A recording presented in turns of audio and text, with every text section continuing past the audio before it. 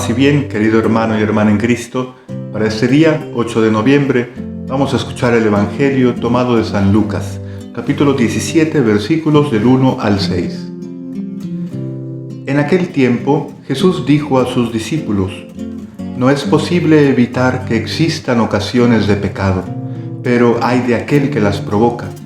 Más le valdría ser arrojado al mar con una piedra de molino sujeta al cuello que ser ocasión de pecado para la gente sencilla.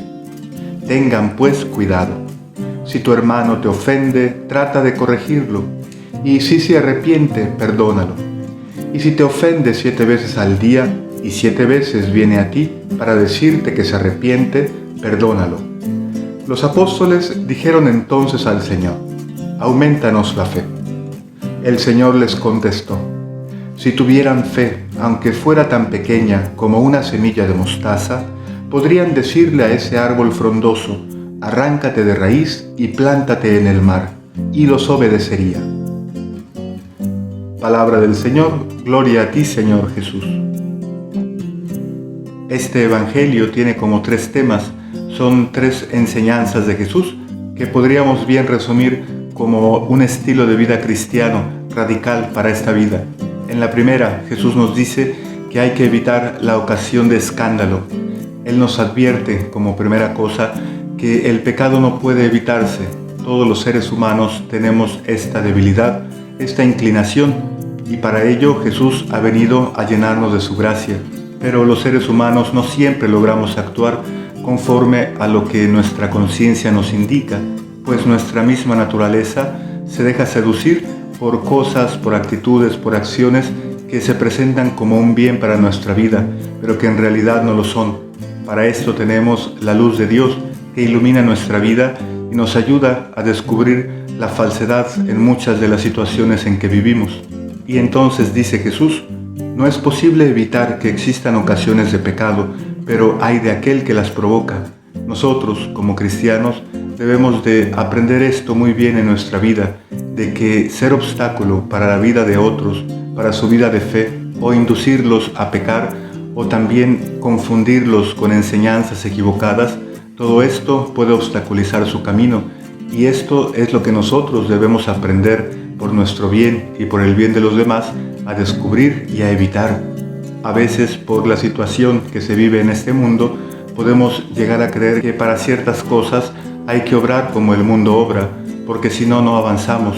Y a veces con nuestro estilo de vida, con nuestra forma de actuar, enseñamos esto a los más pequeños, a lo mejor no con palabras, pero sí con nuestro ejemplo. Cuando mentimos, cuando tenemos negocios poco claros, cuando enseñamos que hay que vengarse, que de nosotros nadie se burla, que no hay que dejarnos pisotear. Y si alguien nos hace algo, le devolvemos ese mismo mal, o incluso con creces para que aprendan.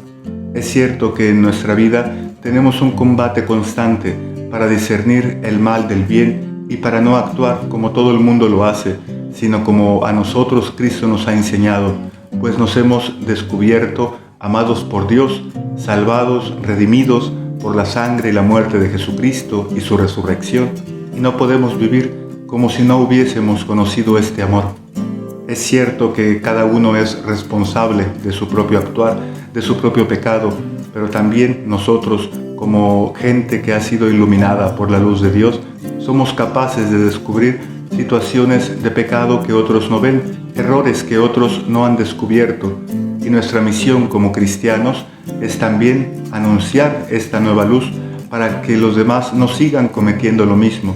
Y cuanto más nosotros tenemos que evitar también esas situaciones. No se trata solo de evitar los escándalos, que son acciones realmente graves, sino también de transmitir a otros el error. Nosotros, lo repetimos, hemos recibido la luz de Cristo y no podemos esconderla. Tenemos que hablar con nuestro ejemplo y algunas veces tendremos también que denunciar el error con palabras. Podemos pues resumir esta primera enseñanza en no ser nosotros obstáculos para la vida de los demás.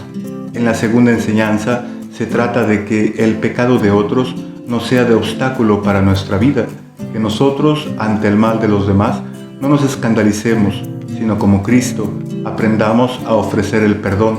y dejemos atrás ese pensamiento, esa manera de pensar de que si perdonamos somos tontos o nos van a hacer tontos siempre los demás. Realmente no es tonto el que perdona, pues el que perdona ha recibido la luz de Dios y con nuestra decisión de seguir a Cristo estamos siguiendo su sabiduría, esa sabiduría que se convierte en un estilo de vida santo y que nos abre las puertas del cielo por la sola misericordia de Dios. Jesús nos invita a perdonar siempre, aun si en un día mi hermano se equivoca mucho. La condición que pone Jesús es que nosotros descubramos el arrepentimiento en ellos. ¿Qué significa ese arrepentimiento? ¿Por qué Jesús lo pone de condición? Pues precisamente porque no somos tontos, porque si bien Él nos llama a ser buenos, a ser santos, a perdonar, también debemos aprender que evitar que se cometan injusticias contra nosotros no es algo que vaya en contra de Dios, ni tampoco va en contra del perdón. Yo perdono a mi hermano, pero buscaré la manera, siempre evangélica, siempre con la caridad, de proteger mi vida y la de otros. Entonces, ¿debo perdonar a aquel que ha cometido o provocado escándalos? Sí, debo perdonar, pero también la caridad me lleva a corregir, me lleva a iluminar la situación de error en que se encuentra la otra persona. Cuando nosotros decidimos no perdonar al que nos ha ofendido, estamos permitiendo que su pecado se convierta en piedra de tropiezo para nuestra vida, porque nos detiene, porque influye en nuestra decisión de seguir a Cristo, de caminar por sus caminos, de alcanzar la meta a la que queremos llegar. Por eso es tan importante que perdonemos y que no tengamos rencores contra nadie, ni del pasado ni del presente, y que con la luz de Dios sepamos también en un futuro perdonar siempre. Y la tercera enseñanza es sobre la fe. Dicen los apóstoles entonces a Jesús: aumentanos la fe.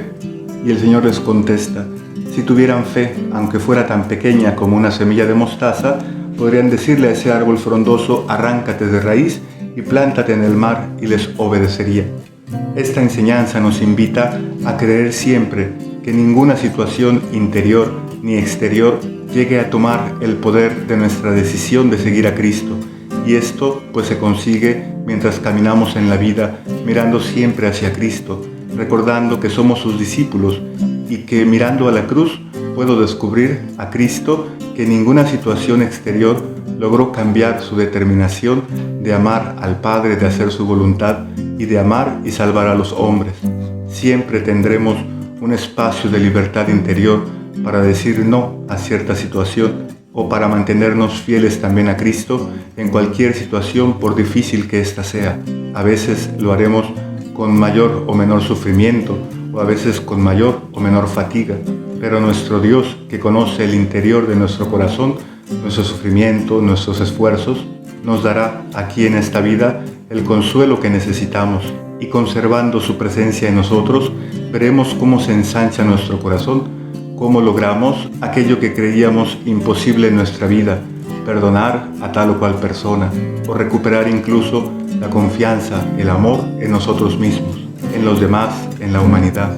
Que estas tres enseñanzas nos ayuden a permanecer fieles en el camino del seguimiento de nuestro Señor en nuestra vida. Paz y bien, que Dios te bendiga. Nos vemos mañana.